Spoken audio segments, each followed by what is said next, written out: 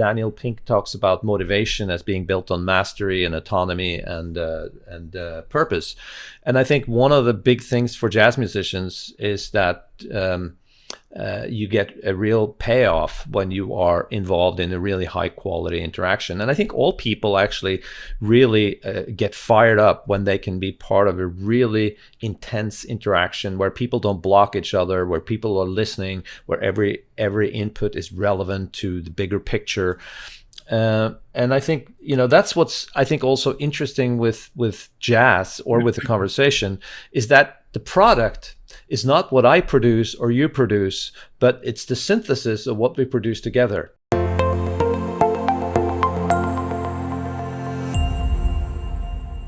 Welcome to another episode of The Brand Called You, a podcast and video show which brings you leadership lessons, knowledge, experience, and wisdom from hundreds of successful individuals from around the world. If you're new to the channel, please subscribe and hit the bell icon. I'm your host, Frits Bussemaker, and today I'm delighted and privileged to have a conversation with Carl Størmer from Norway. Hey, Carl, welcome to the show. Thank you. Yeah. Great to be here. Yeah. Now, Carl's professional career started off, I would say, quite regular, being a strategy consultant for IBM, but also the co-founder and executive vice president of the leading US online student travel agency. Later, he became the director marketing of Norwegian Air Shuttle, and that was one of Europe's biggest low-cost carriers, which he took public. But he also founded The Real Thing, Norway's most popular jazz group. And he worked as a professional jazz musician in New York. And he is the son of the Norwegian artist Sissel Paska, which was shown at the Norwegian National Museum in 2017. And he combined his background in business and a love for music, his passion to form Jazzcode. So we're going to talk about jazz today. Hey, Carl, again, welcome to the show. Thank you. It's great. Now, in true jazz fashion, we haven't prepared anything. We're going to go with the flow today. So no questions up front. We're just going to see where it's going to take us. Okay. That's good. I like that. Yeah. So Jazzcode, it's combining two separate worlds. Were they always separate for you, or were they always combined? Well, that's a good question, Frits. I grew up with a mother who was an artist, first pop artist in Norway. A lot of her friends were jazz musicians, and my father was a scientist and came from a very heavy natural sciences background. And I think from as long as I can remember, I've always had to look at art, think about structures, and listen to music. And my grandfather, who was a paleontologist, actually gave me a notebook and a microscope when I was 4 or 5 years old. So I guess they were hoping that I was going to be a scientist, but I ended up playing music for most of my youth. And I think the whole idea of Jazzcode came up when I left my career as a touring jazz musician to work for IBM, which was in 1995 when the internet was just on the horizon. And I was very curious about the internet, and I thought this was going to change the world because I had worked in databases earlier. And somebody at IBM asked me a question. They said, so what do you know from jazz that you can use here at IBM? And that was a question that I started to think about, and I started to, because one of the things that you have to do when you're faced with change is to think about, a lot of people think about all the stuff they know that they don't know. But I started to think about all the stuff that I didn't know that I already knew. So I was really trying to mine my own background to find out, how can I repurpose and how can I think laterally about my own skills and how they can be used in a new context. And that sort of led me to think about some of the underlying skills that you acquire and develop as a jazz musician, and how they have kind of a universal applicants for people in business and people faced with change. Because, if nothing changes, then you can plan everything and you don't have to improvise. Mm-hmm. So then you can develop a plan, you can optimize your resources, and you can really focus on doing things right. Whereas if you're faced with change, if you're faced with turbulence and rapid change, you have to figure out you have to spend more time thinking about information, and it's not so much about doing things right as about doing the right things. So, as more change faces, as we face more change, leadership has to move to the front line, which is what you see in crisis management and what you see in jazz. So, autonomy, listening, being present in the moment, managing attention, timing, and intuitive use of skills, those kind of things. So I kind of spent the last 20 years really trying to develop a theory and a way of thinking around it that can be useful for businesses. Sorry, this actually realized for me to ask you a question to start off with. Can you give a definition of what jazz is? We've all heard it, but is there a definition? Can you describe it? Well, I think if you need to think about it as in contrast to a composition. So jazz, of course, there's this definition that has to do with the music, developed in the United States, came from, slaves, emancipated slaves, the Civil War, religious music, African music, all fused together in a form where, based on a lot of church music, a lot of elements that sort of fused together into jazz in the beginning of last century. But when I think of jazz, I think of the act of improvisation, alone or together with other people.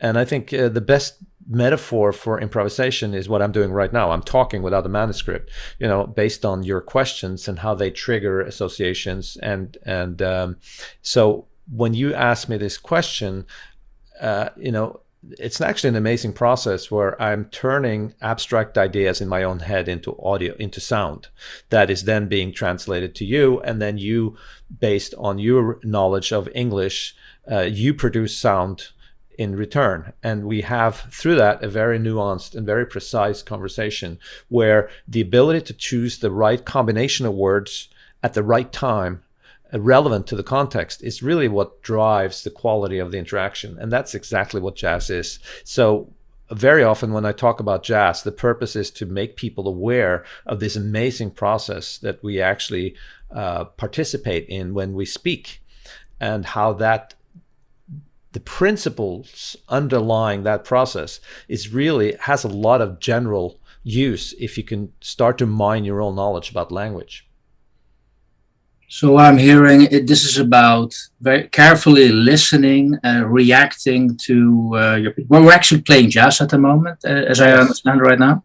Yeah. It's a lot about improvisation, so building upon somebody else, trusting the other person to go along as well. It is a very robust process that produces a different result every time, and most people associate the word improvisation with something you do when you're ill-prepared.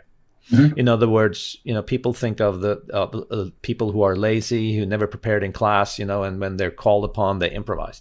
But improvisation, my definition of improvisation is really a postponing decisions until you are in the moment. And you can think, do you mind if I use the whiteboard for a second? Yes. Yeah, by all means. So if you think of a rate of change, so if you have rate of change, something happening, changing very rapidly, or something not changing at all, then you also have a need for coordination. So coordination, and my spelling is horrible, but this is proportional.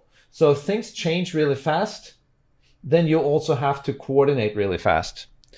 And this is really, if they don't change at all, then you don't have to coordinate. You can build a plan and you can just execute and optimize the plan. And the optimization of a plan really means that you don't have to have any excess resources. You don't need to have any contingencies, because everything is going to go according to plan. But when you have a lot of change, rapid change, then you have to spend more resources observing what's happening. And then you have to adjust your plans to the most recent information.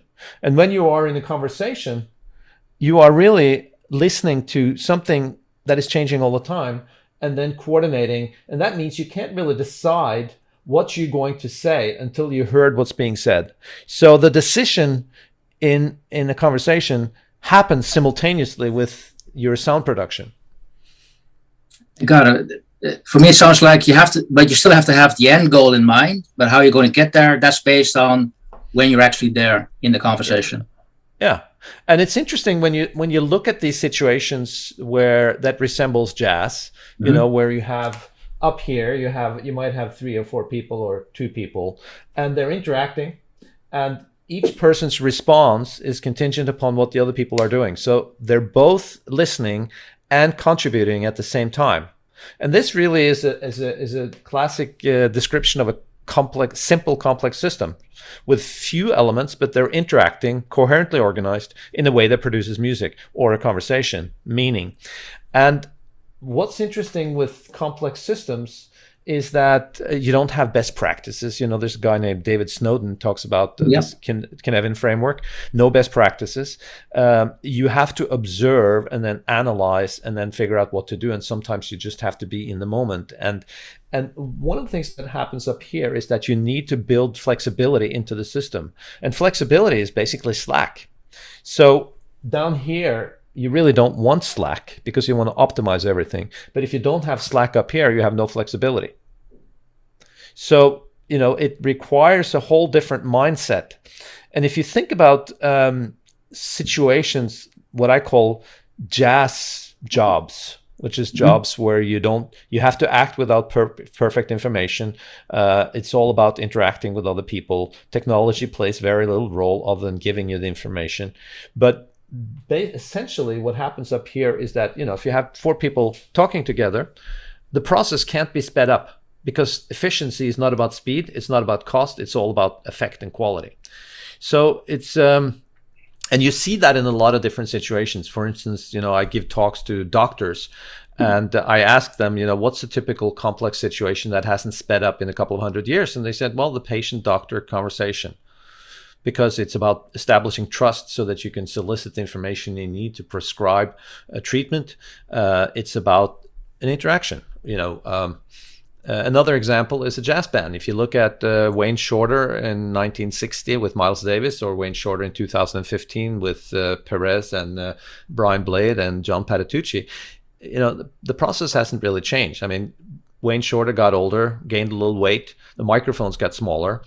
But the musicians are even placed in the same place on stage so they can hear each other. And the concert still takes about 2 hours, you know. The tempos are still the same. The instruments haven't changed. That's a lot because of standards. But you know, it's not something you can speed up if you want to have a good result. And you see this again and again in situations where you have, you have interactions between a lot of elements. Coronavirus is a good example too. Yeah, I have to ask, by the way, what are the instruments you play? I play the drums and I also play guitar.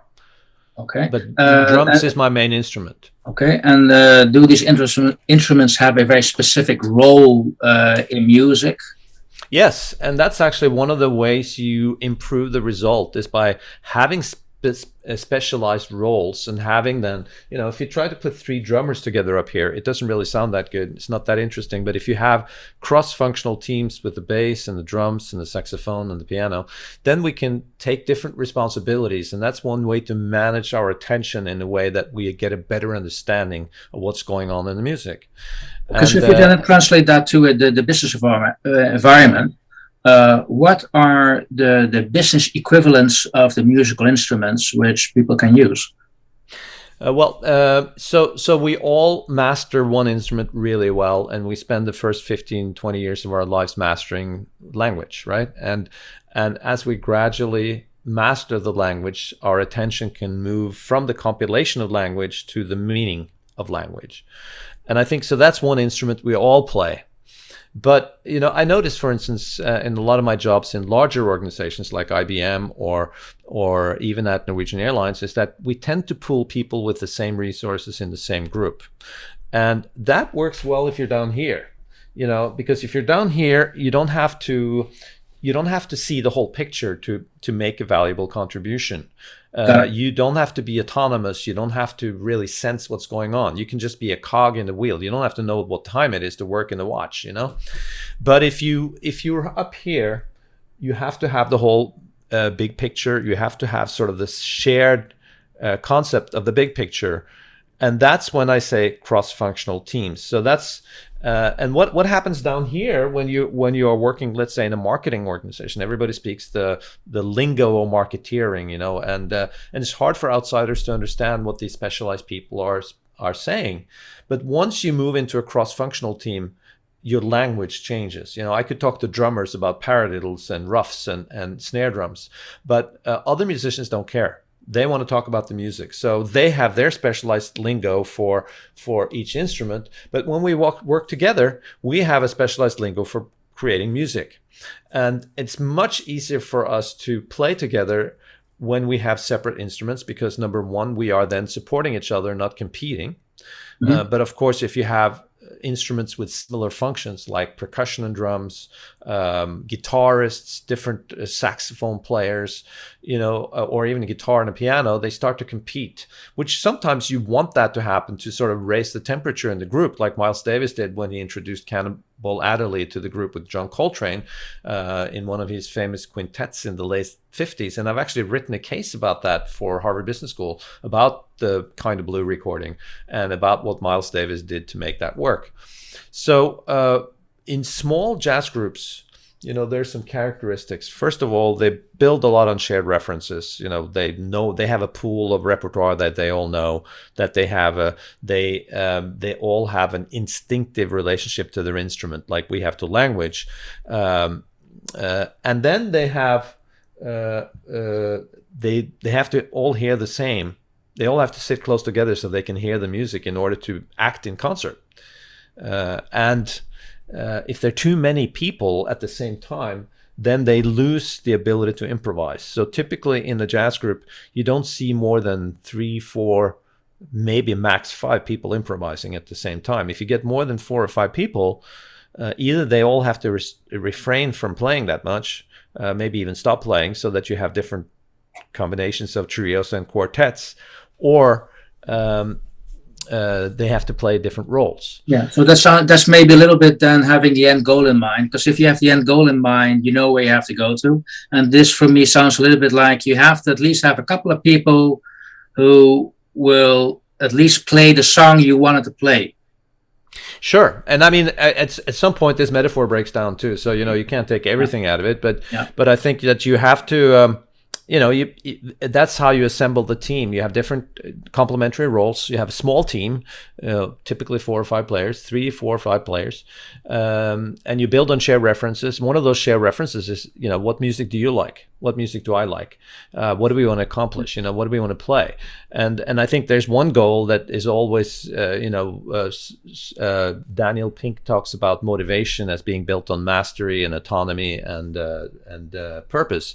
And I think one of the big things for jazz musicians is that you get a real payoff when you are involved in a really high quality interaction. And I think all people actually really get fired up when they can be part of a really intense interaction where people don't block each other, where people are listening, where every input is relevant to the bigger picture.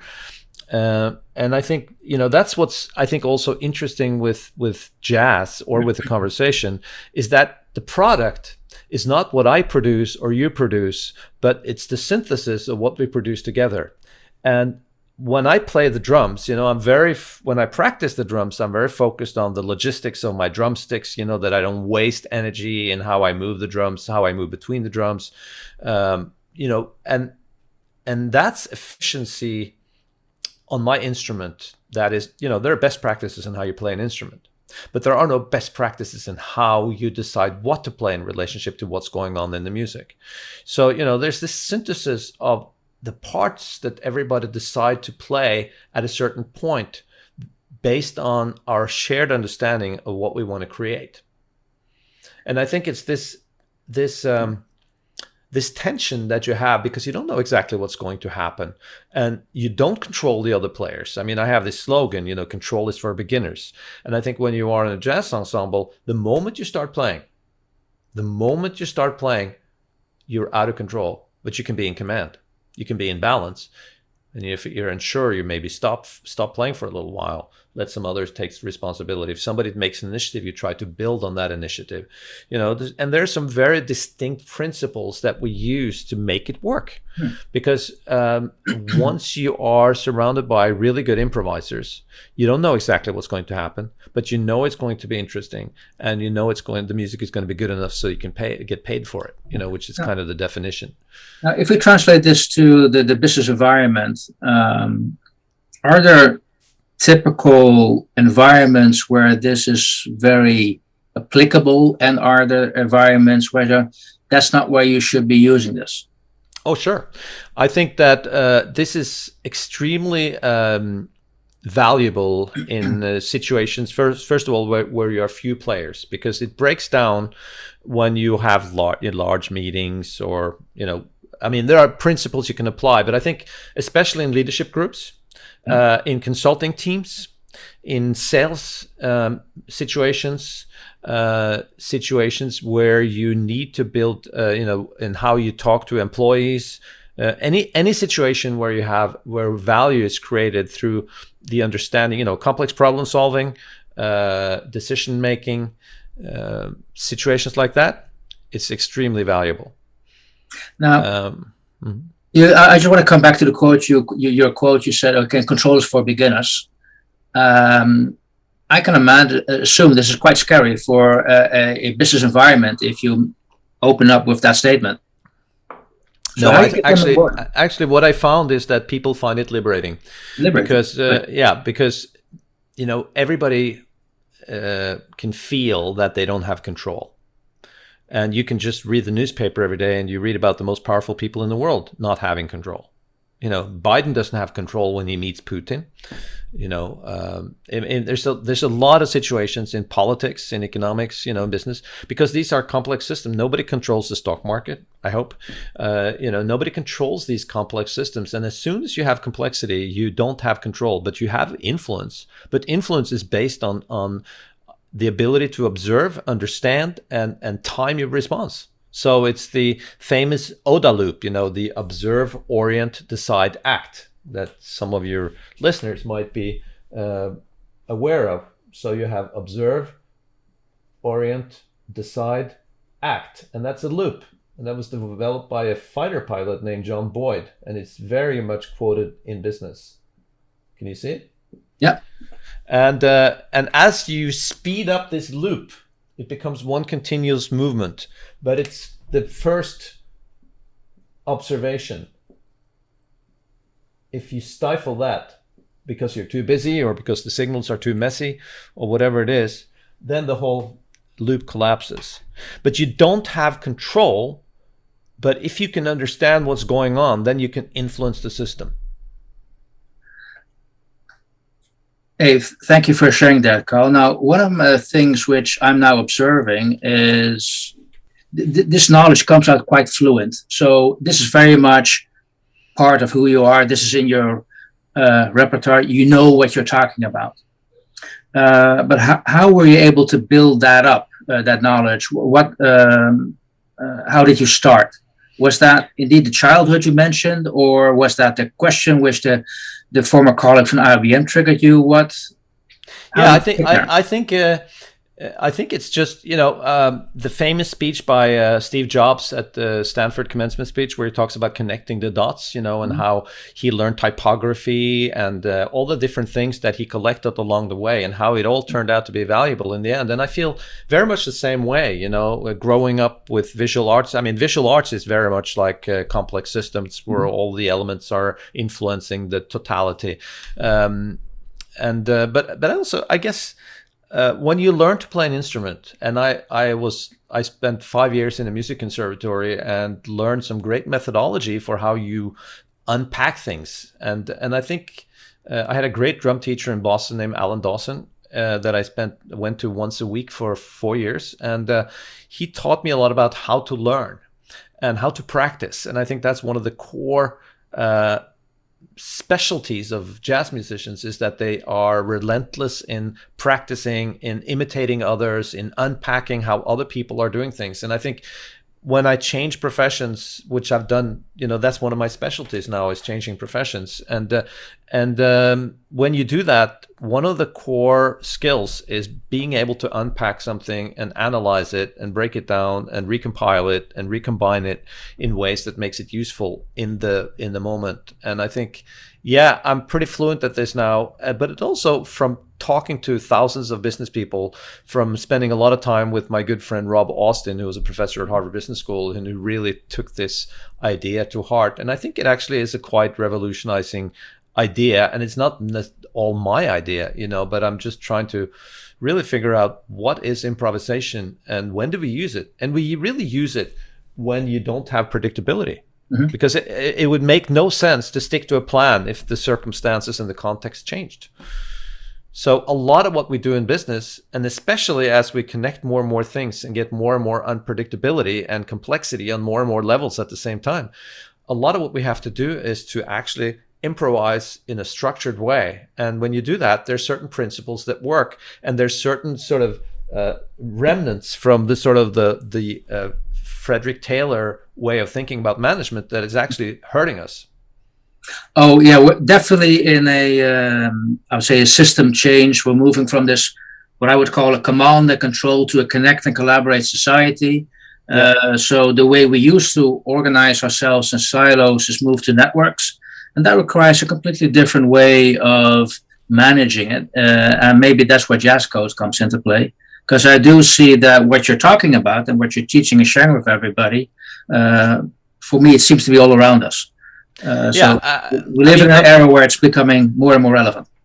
I think that I suffer from the expert's problem, which is that I spend so much time with this that I sometimes take things for granted and think that some of these links are so obvious that I kind of under communicate them somewhat, or don't give enough examples.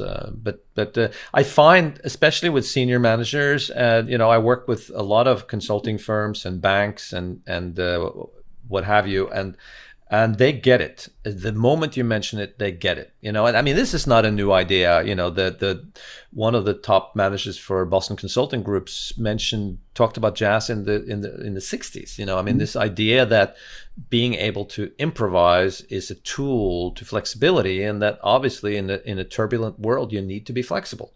It's an interesting point there is that the more you optimize, the less flexibility you have. So if you're and you can just think of it yourself, if you're completely busy and an opportunity shows up, you might not have time to grab it because you're too busy with stuff that was pre-planned. So, have some white space in your calendar. Seize the moment, I would say. Yeah. Okay. I was wondering, where do you draw your own inspiration from? That's a good question. I think somebody once said to me that a good education is like yeast in the bread. It keeps expanding.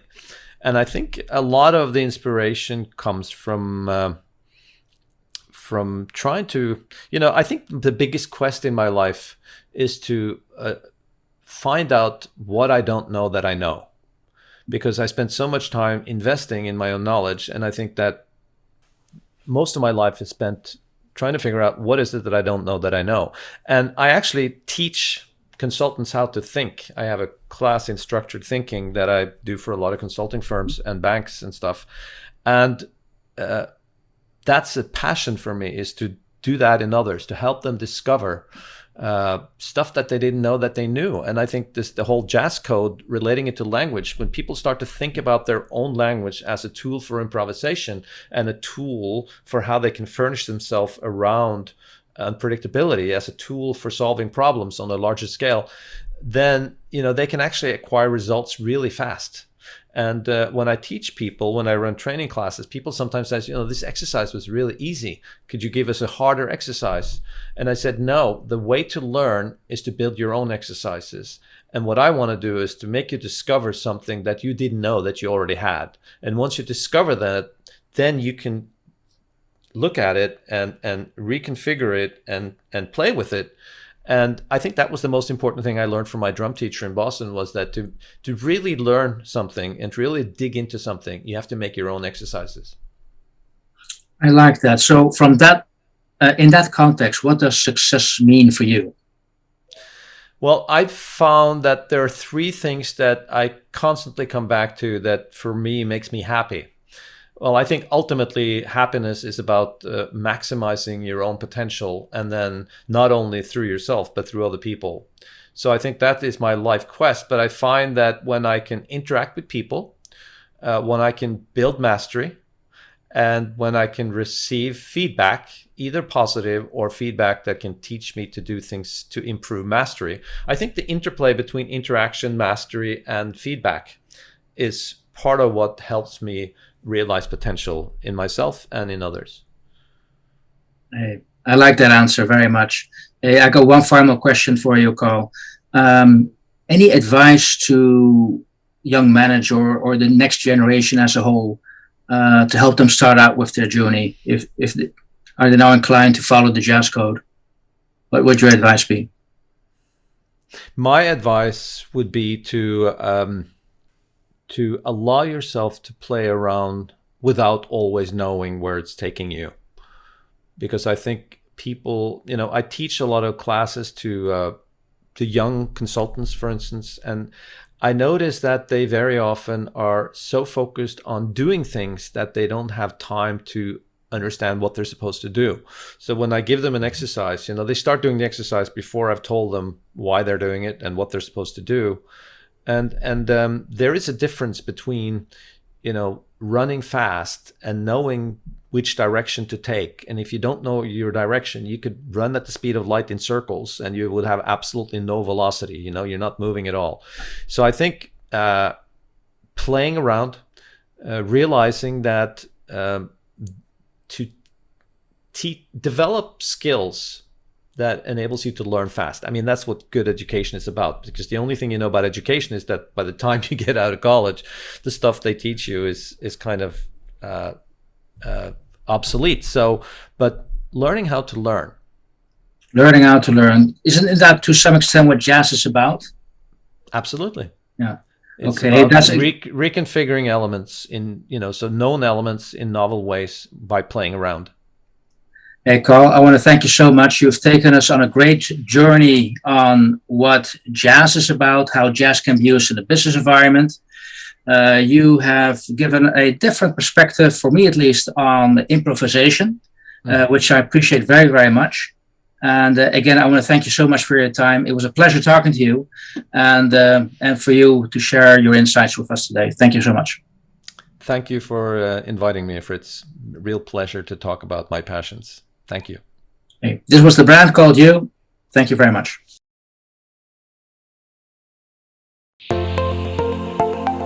Thank you for listening to The Brand Called You videocast and podcast, a platform that brings you knowledge, experience, and wisdom of hundreds of successful individuals from around the world. Do visit our website www.tbcy.in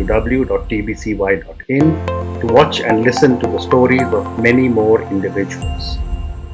You can also follow us on YouTube, Facebook, Instagram, and Twitter. Just search for The Brand Called You.